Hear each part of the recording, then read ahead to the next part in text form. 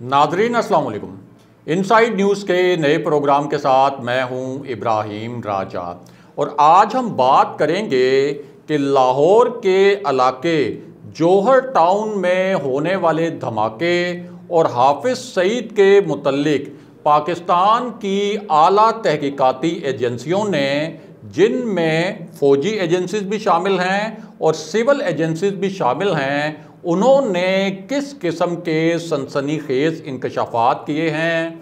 इस धमाके का मास्टरमाइंड डेविड पॉल असल में कौन निकला, जब उसके घर पर छापा मारा गया तो वहाँ से क्या कुछ बरामद हुआ, इसके 3 साथियों की असल कहानी क्या है, जो कार बम धमाके में इस्तेमाल हुई उसके मुतल्लिक अब क्या पता चला है कि ये कार असल में किस तरह से नाकों को क्रॉस करते हुए जौहर टाउन पहुंची थी। इस कार के अंदर वो कौन से 2 किरदार थे जिन्होंने बारूदी मवाद भरा था। वज़ीर-ए-आज़म इमरान खान को किस किस्म की इंटेलिजेंस रिपोर्ट्स पेश की गई हैं और अब इस मामले का अंजाम क्या होगा और ये जो तहकीकात हुई हैं इनका हतमी नतीजा क्या निकाला गया है। हमारे जिन दोस्तों ने अब तक हमारे चैनल को सब्सक्राइब नहीं किया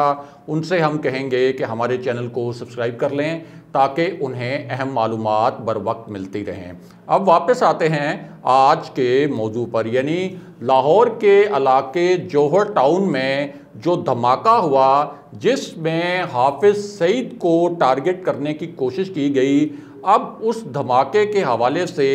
पाकिस्तान की आला तरीन हसास एजेंसियों ने किस नौयत की रिपोर्ट पेश की है, क्योंकि सिर्फ सिविल एजेंसीज को नहीं, इस मामले की तहकीकात के लिए पाकिस्तान की बहुत ही हसास नौयत की जो फ़ौजी एजेंसीज हैं उनकी मदद भी ली गई थी। सबसे पहले आपको इस धमाके का जो मरकज़ी मास्टरमाइंड है उसके मुतल्लिक बताते हैं कि जब उसके घर पहुँचे कानून नाफिज करने वाले इदारे और उसके घर पर छापा मारा गया तो वहाँ क्या कुछ होता रहा। डेविड पॉल जो कि इस पूरे धमाके का एक मरकज़ी मुल्ज़िम है, उसको ऑफलोड किया गया था लाहौर एयरपोर्ट पर जब वो कराची जाने की कोशिश कर रहा था। उसके बाद कोशिश ये की गई सिक्योरिटी इदारों की जानिब से कि कराची में जहां डेविड पॉल मुकीम है बहुत जल्दी वहां तक पहुंचा जाए, इससे पहले कि ये खबर मीडिया में लीक हो कि किसी शख्स को लाहौर एयरपोर्ट पर गिरफ्तार किया गया है जो कि कराची जा रहा था, लेकिन उसको फ़्लाइट से ही ऑफलोड कर दिया गया। क्योंकि अगर खबर लीक पहले हो जाती और उसके कराची वाले घर पर छापा बाद में मारा जाता तो फिर ये खदशा था कि जब उसके घर कानून नाफिज करने वाले इदारे पहुंचेंगे तो वहां से उसके साथी, उसके हमदर्द और उसके सहूलतकार फरार हो सकते हैं और कुछ ऐसा मवाद भी वहां से हटाया जा सकता है, वहां से गायब किया जा सकता है जो इस पूरे मामले की तहकीकात और तफ्तीश में मुआविन साबित हो सकता था। अब जब कानून नाफिज करने वाले इदारों ने डेविड पॉल के घर का सुराग लगाया कराची में कि असल में ये कराची में कहाँ रहता था, इसकी किस किस्म की सरगर्मियाँ थीं और इसने किसके कहने पर हाफिज़ सईद को टारगेट करने की कोशिश की, तो बड़े ही सनसनीखेज किस्म के इंकशाफात हुए। एक तो पता ये चला कि डेविड पॉल जो है कराची के इलाके महमूदा आबाद का रिहायशी है और वहाँ पर जब छापा मारा गया तो इस छापे के दौरान वहाँ जो मौजूद लोग थे जिसमें डेविड पॉल के रिश्तेदार भी थे, उनसे मालूमात हासिल की गई तो पता चला कि डेविड पॉल जो है बहरीन में पहले स्क्रैप का और होटलिंग का काम करता था और कोई 1.5 माह पहले ये बहरीन से कराची पहुँचा था। अब ये बड़ी ही हैरानकुन बात थी कि बहरीन में अगर वहाँ वो सेटल था, वहाँ वो अपना कारोबार भी कर रहा था, तो उसने क्यों फ़ैसला किया कि वो बहरीन से अचानक कराची आएगा। उसके बाद ये 3 मरतबा लाहौर भी आया, यानी कराची लैंड करने के बाद ये 3 मरतबा इसने लाहौर का दौरा किया और लाहौर में ये 27 दिन मुकीम रहा। उसके साथ साथ ये भी बताया गया कि जो लाहौर में इसका क़याम था उस दौरान जिन अफराद से ये मिलता रहा उनके कनेक्शन साबित हुए हैं गैर मुल्की एजेंसीज़ के ज़रिए, यानी वो होस्टाइल एजेंसीज़ जो कि पाकिस्तान में पाकिस्तान के मफादात के ख़िलाफ़ काम करवाती हैं, दहशतगर्दी करवाती हैं, बदअमनी करवाती हैं और कुछ इस किस्म की वारदातें भी करवाती हैं जिसके नतीजे में फ़िरका वाराना फसादात पाकिस्तान में फैल सकें। और जो पाकिस्तान के हसास इदारे हैं उन्होंने ये भी पता कराया कि जब ये गाड़ी यानी जिसके अंदर बारूद भरा हुआ था ये जब लाहौर में एंटर हो रही थी तो इसको एक सिक्योरिटी चेक पोस्ट पर रोका गया था। उसकी तस्वीर भी सामने आई है और जिस एहलकार ने इस गाड़ी की चेकिंग करने की कोशिश की थी उसकी तस्वीर भी सामने आई है। वो सारे विजुअल्स भी निकाल लिए गए और पता ये चला कि इस गाड़ी को जब चेक करने की कोशिश की गई तो इसकी जो डिग्गी है वो उस वक्त खोलने में जो पुलिस एहलकार था वो नाकाम रहा और चूंकि वहाँ पर उस वक्त रश भी था उसने इस गाड़ी को उस वक्त जाने दिया जो कि एक संगीन गफलत थी। और ये भी बताया गया है इस रिपोर्ट में कि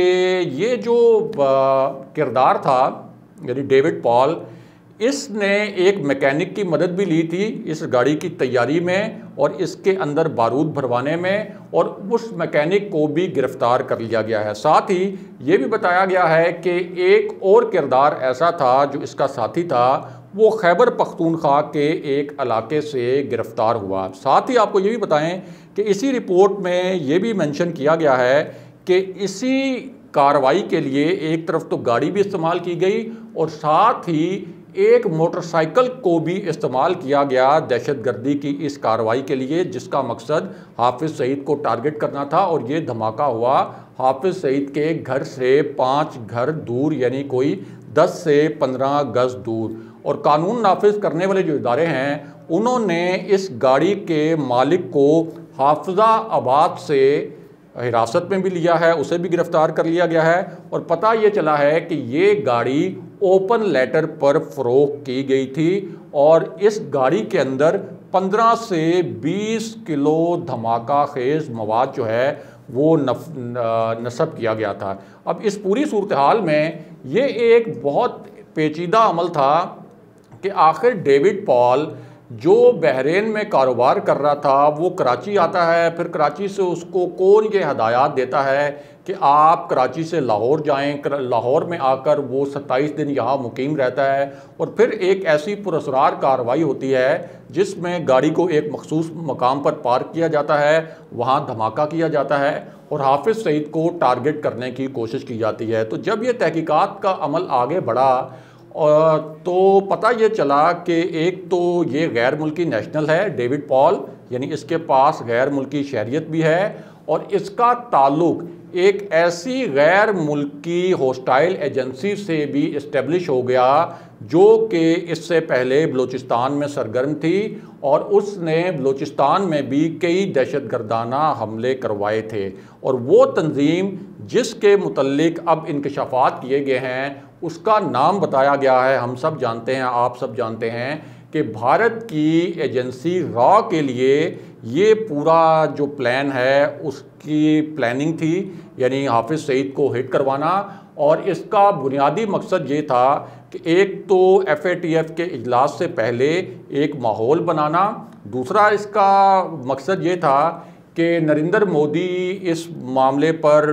बिटवीन दी लाइंस अपने मीडिया को और अपनी आवाम को ये मैसेज कन्वे करें कि देखें हमने भारत के दुश्मन को पाकिस्तान के अंदर किस तरह से निशाना बनाया है और पाकिस्तान के अंदर किस तरह से हमने एक खामोश नोयत का सर्जिकल स्ट्राइक किया है। अब चूंकि ये मामला हाफिज़ सईद से रिलेटेड था तो एजेंसीज़ ने बहुत खुलकर इस मामले पर बात नहीं की। ज़ाहिर है कि उससे उनकी पूरा जो इन्वेस्टिगेशन का प्रोसेस था वो भी अफेक्ट हो सकता था। लेकिन IG पंजाब ने एक बड़ी ख़ास ब्रीफिंग में ये बताया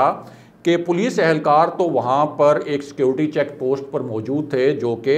हाफिज़ सईद के घर के थोड़े से फासले पर लगाई गई थी। तो बज़ाहिर तो ऐसा महसूस हुआ कि चूँकि इसमें 3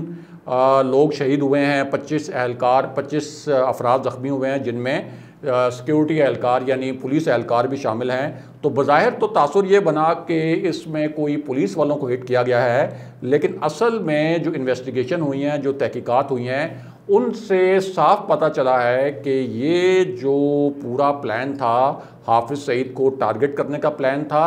इस गाड़ी को एक मखसूस मकाम पर खड़े करने का मकसद ये था कि हाफिज़ सईद को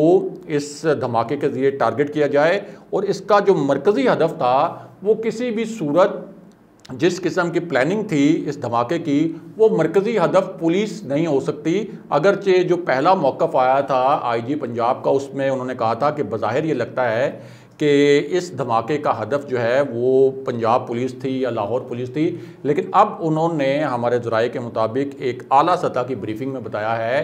कि डेविड पॉल, उसके साथ जो 3 लोग गिरफ़्तार हुए हैं, उसके अहले खाना से जो तफ्तीश हुई है उसमें डेविड पॉल और उसके सहूलतकारों का ताल्लुक़ साबित हुआ है भारतीय एजेंसी रॉ से, जो कि ये धमाका करवा के हाफिज़ सईद को टारगेट करना चाहती थी। और अगर हाफिज़ सईद किसी भी हवाले से टारगेट हो जाते तो इसके ऊपर ज़ाहिर है कि भारत ने तो जिस तरह से पहले इल्ज़ामात का सिलसिला तो पाकिस्तान पर ही लगता था कि जब भी मकबूजा कश्मीर में वहाँ जो तहरीक आज़ादी चल रही है और वहाँ पर कोई हमला वगैरह हो जाता, लेकिन अगर ये हाफिज़ सईद टारगेट हो भी जाते तो पाकिस्तान के लिए ये मुकदमा लड़ना कि भारत ने पाकिस्तान के अंदर आकर इस तरह की दहशतगर्दी की कार्रवाई की है, वो बड़ा मुश्किल होता, क्योंकि हाफिज़ सईद के हवाले से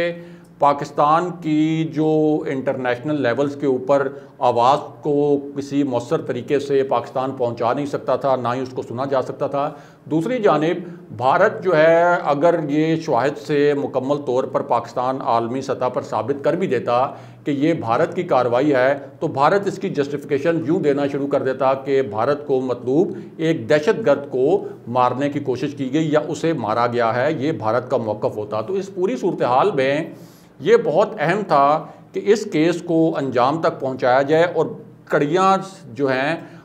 इस पूरे मामले की और इसके जो ताने बाने हैं उनका पता कराया जाए कि ये इतना मिस्टीरियस वाक़या लाहौर में, जो पाकिस्तान का दिल है, बहुत मसरूफ़ शहर है, वहाँ पर कैसे हो गया। और अब कंक्लूड ये किया गया है कि ये जो कार्रवाई हुई है ये भारतीय एजेंसी रॉ ने करवाई है और किसी और तंजीम ने, यानी अमूमन पाकिस्तान में जब कोई दहशतगर्दी की कार्रवाई होती है तो जो दहशतगर्द तंजीमें हैं वो बड़े फ़ख्र से उसकी ज़िम्मेदारी कबूल कर लेती हैं, लेकिन इस धमाके की ज़िम्मेदारी किसी और तंजीम ने कबूल नहीं की। और इस वजह से भी जो कंक्लूड किया गया है इस इन्वेस्टिगेशन रिपोर्ट में, उसमें ये कहा गया है कि इस धमाके के पीछे रॉ मुलव्विस थी। अगले प्रोग्राम तक के लिए खुदा हाफिज़।